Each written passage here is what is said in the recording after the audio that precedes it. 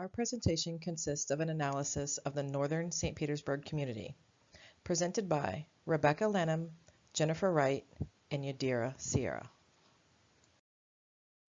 In this presentation, we will discuss a historical overview of the community, the structural and population analysis, an adequacy of health-related resources and availability, an environmental analysis, governmental and public policy analysis, and the prioritization of overall community needs. St. Petersburg was co-founded by John Williams and Peter Demens. In 1875, General John Williams purchased the land. In 1888, Peter Demens brought the Orange Belt Railway to the city and gave the city its name. The city was officially recognized in 1903. In 1914, baseball came an important role in the St. Pete community as spring training for the sport emerged in the city, increasing tourism to the city in the 1920s and 30s. In 1998, St. Pete claimed the Tampa Bay Rays as their own, housing them at Tropicana Field. From the 2000s until now, St. Pete continues to grow as a tourist destination as they continue to host over 900 events that bring millions to the city. Within the community, structure versus needs. The northern St. Petersburg area contains approximately 503,000 housing units built to serve the population of the community. There is a range of million-dollar homes, mobile homes, apartments, condos, and houses.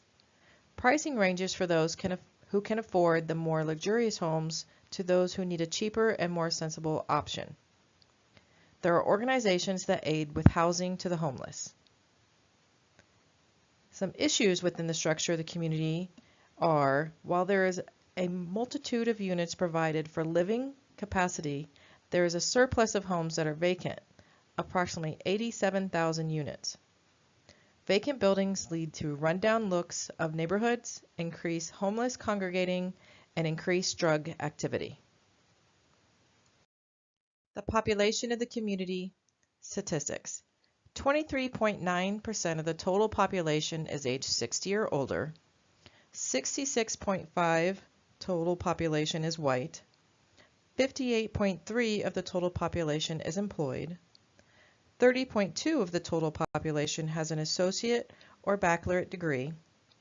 11.8% of the population has a master's degree or higher. There are no other issues specifically gathered in the population statistics. The statistics in general seem to proportionate from the community to the county and to the state. Three major health concerns in St. Pete are stroke, heart disease, and diabetes. These are also major concerns in similar communities. As evidenced by Zavalos, Wilcox, Jean, and Acuna, healthcare challenge is the proportion of the elderly in the population, meaning more chronic disease is prevalent and more care is needed that is not always received. Analysis of adequacy of health-related resources and availability. There's a multitude of different resources spread among the community. Access to places such as grocery stores, hospitals, clinics, fast food restaurants, and convenience stores is provided to all of its members. Hours vary from place to place with handicapped accessibility in order to accommodate all members of the community. All members of the community are also accommodated by the range of affordability. For example, healthcare is accessible in many ways. Clinics, physicians' offices, and hospitals all range from free services to sliding scale, self-payment, and even insurance coverage. Healthy People 2020 Objective 1, Access to Health Services. Goals are to increase the proportion of persons with health insurance, increase the number of practicing primary care providers, increase the proportion of persons who have a specific source of ongoing care, reduce the proportion of persons who are unable or to obtain or delay in obtaining necessary medical care, dental care, or prescription medicines, increase the proportion of persons who have access to rapidly responding pre-hospital emergency medical services and to reduce ER wait times. Having adequate access to healthcare helps to attain the best health results. Northern St. Petersburg does a great job of this by offering a variety of hospitals, clinics, assisted living facilities, and other medical centers. Healthy People 2020 Objective 2, Physical Activity. Goals are to increase the proportion of adults who meet current federal physical activity guidelines for aerobic physical activity and for muscle strengthening activity. Increase the proportion of adolescents who meet current guidelines. Increase the proportion of schools that require daily PE for all students. Increase regularly scheduled recess in elementary schools. Increase proportion of children who do not exceed recommended limits for screen time. Increase proportion of physician office visits that include counseling or education related to physical activity. Increase walking, increase bicycling, and increase the availability of physical activity opportunities.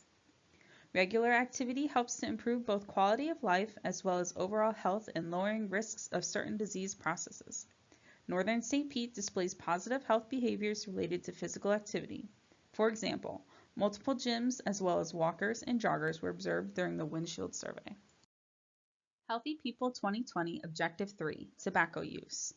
Goals are to reduce tobacco use by adults and adolescents, reduce initiation of tobacco use among all ages, increase cessation attempts by adults, increase smoking cessation success by adults, increase tobacco screening and counseling in healthcare settings, reduce secondhand smoke exposure, increase tobacco-free environments, eliminate laws that obstruct stronger tobacco control, increase taxation on tobacco products, and reduce marketing in those in grades 6 through 12.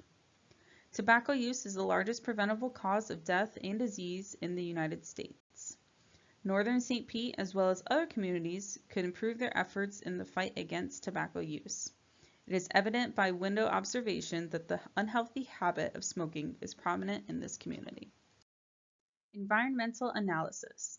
There are a multitude of resources available to those who live in Northern St. Petersburg community. All of these resources are readily available and adequately meet the needs of those in the community. EMS services answer public 911 calls as appropriate. They offer community programs such as hands-only CPR, safety teaching to kids, and health fairs. The fire department also answers public 911 calls as appropriate. There are 5 locations within Northern St. Petersburg. Community programs involved in teaching safety, CPR, and first aid classes. The police department answers 911 calls as appropriate and offers Police Explorer program and the Police Athletic League geared towards keeping the youth out of trouble.